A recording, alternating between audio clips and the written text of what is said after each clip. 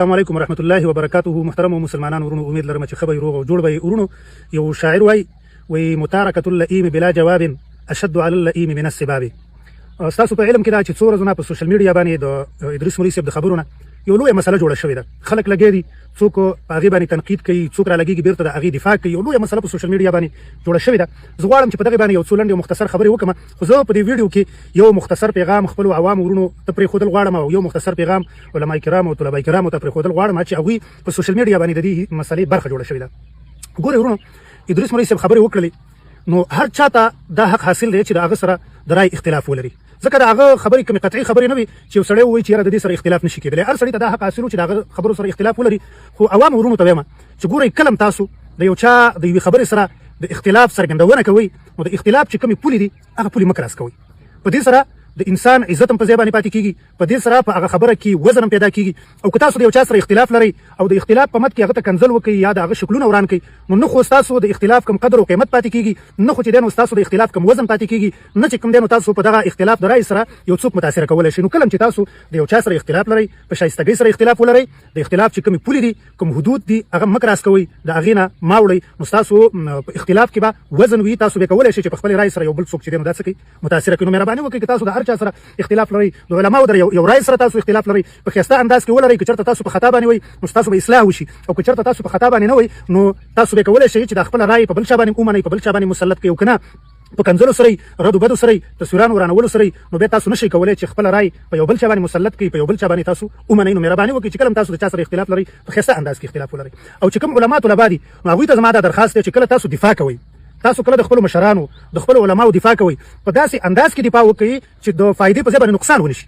ګوره، دا موږ چې کومه دفاع وکړله په سوشل میډیا باندې، دا کوم ساقي جان په نوم باندې چې کوم کس دی هغه تنقید کړی و، د هغه په ضد باندې موږ کوم پوسټونه وکړلو، موږ کوم تصویران جوړ کړلو، موږ چې کوم دی د محراب او د منبر د لارې د هغه په ضد باندې په نازیبه الفاظو سره وغږېدلو.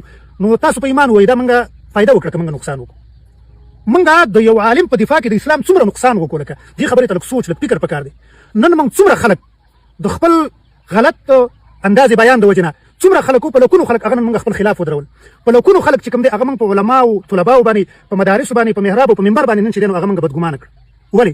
صرف د دې وجې نه چې موږ د خپل یو عالم دفاع کوله، او هغه دفاع موږ په داسې انداز کې وکړله چې موږ په لکونو خلک چې کوم دی هغه په خپل مقابل، په خپل ضد کې چې کوم دی نو ودرول.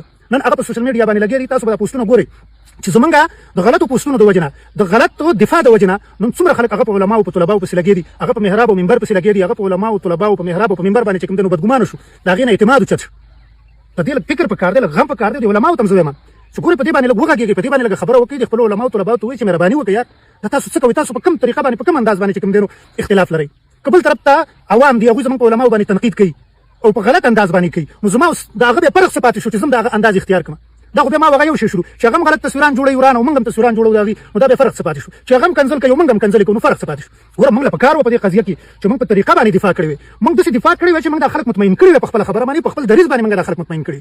علماو له پکار دي چې د دې تدارک وکړي. والله لازم چې دا څو ورځې کوم پوسټونه زه ګورم، والله چې سړی خفه شي، سړی حیران شي چې دا خلک کوم طرف ته روان دي او دا ولې دغه طرف ته لاړ. دا زموږ د وجې نه دغه طرف ته لاړ، دا ځان له چې کوم دی د الحاد یو قسم دی، دې ته جزئي الحاد ویلی کېږي. نن موږ لګیا یاره چې دی نو 15 قادیانیان مسلمانان کړلو او 12 یهودیان مسلمانان کړلو، او الحمدلله 43 کسانو چې کوم دی د الحاد نه توبه ویستله. بل طرف ته چې کوم دی زموږ د وجې نه کروڑونه مسلمانان چې دی هغه د الحاد طرف ته روان دي، د الحاد کندو ته موږ وردیکه کړلو، د دې غم موږ سره نشته دی. تاسو ته صرف د الحاد کامل په نظر باندې راځي، د الحاد کلي صرف علماو تاسو ته په نظر راځي، د الحاد جزئي تاسو په نظر باندې نه راځي. چې زموږ د وجې نه، زموږ د علماو د وجې نه، زموږ د طلباو د وجې نه چې کوم دی نو نن په لکونو خلک باندې خلک چې دی هغوی د الحاد طرف ته روان دي. جزئي الحاد وایي دې ته چې هغه په خواهش پرستۍ باندې ولاړ وي. نن چې کوم دی خلک د علماو نه نفرت کوي، صرف د دې وجې نه کوي چې علما د هغوی د خواهش خلاف خبره کوي. په دې وجه باندې هغوی د الله د وجود نه انکار نه کوي، هغوی د پیغمبر نه انکار نه کوي، هغوی د رسالت د وحي نه انکار نه کوي. هغه که نن د ملا سره دښمني کوي، یوازې په دې خاطر باندې کوي چې ملا د هغه د خواهش خلاف خبره کوي.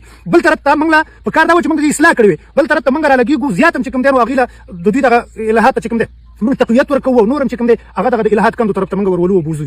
ګوره، دا خلک خپلې مخې ته په دښمنۍ باندې ودرول نه دي پکار، بلکې د دوی اصلاح پکار ده. په ناصحانه انداز باندې چې کوم دی نو دې ته خبره کول پکار دي. دا په کومه طریقه چې موږ خبره کوو یا د کوم انداز چې موږ اختیار کړی دی ورونو، یقین وکړئ چې لکه دا د دعوت انداز نه دی، دا د نصیحت انداز نه دی. بل تاسو په سوشل میډیا باندې ګورئ څومره کنځلې نن محراب او منبر ته کېږي. تاسو دا پوسټونه وګورئ، هغه څه وایي. خبرې ساقي جان ویډیو تاسو اورېدلې ده، هغه وایي د پښتونخوا د مولانو ګن مې وایي راکاره کړو، وایي دا ځان ته مولان وایي، ځان ته علما او طلبا وایي، او دوی چې کوم دی نو کنځلې کوي. دا زموږ دپاره په ایمان وایي، زموږ دپاره د شرم خبره نه ده، والله زموږ دپاره دا د مرګ خبره ده چې عوام را پاڅېږي. او دویمه خبره زه تاسو ته کومه چې ګورئ زموږ نشریات دومره څوک نه ګوري، هغه په میلیونونو خلک ګوري. تاسو د هغه سره داسې انداز باندې مقابله کوئ چې هغه والله چې تباهي وکړله په سوشل میډیا باندې په میلیونونو خلک هغه ګوري. مهرباني وکړئ زموږ چې څومره ملګري دي که د هر مسلک سره تعلق ساتي، زه د یو مسلک خبره نه کوم، که د هر مسلک په ټولو مسلکونو کې دا شته، صرف د یو مسلک خبره نه ده. مهرباني وکړئ په ښایسته طریقه باندې، په ښایسته انداز باندې که د خپل یو مشر د خپل عالم دفاع کوئ په بهترینې طریقې سره وکړئ. او که تاسو ته پته وي چې یاره زما دا مشر په خطا باندې دی، مهرباني وکړئ په هغې کې په خطا کې په غلطه کې د خپلو مشرانو دفاع مه کوئ. اسلام دفاع پکار ده. او دا خو شخصیات دي، ممکن د کېدلی شي د یو عالم نه په یو خبره کې خطا وشي او موږ چې کوم دی نو بیا د هغې په دفاع کې ولګېږو او نور خلک چې کوم دی عوام چې دی هغوی د ځان مقابل وګرځو او هغه بیا رالګېږي د ټولو علماو نه بدګمانه کېږي. نو دا یو مختصر شانې کې پیغام و چې خپلو مسلمانانو وروڼو ته مې پرېښودو او هیله لرم چې زما دا پیغام به قبول کړي، انشاءالله تعالی د دې سره به اتفاق وکړي.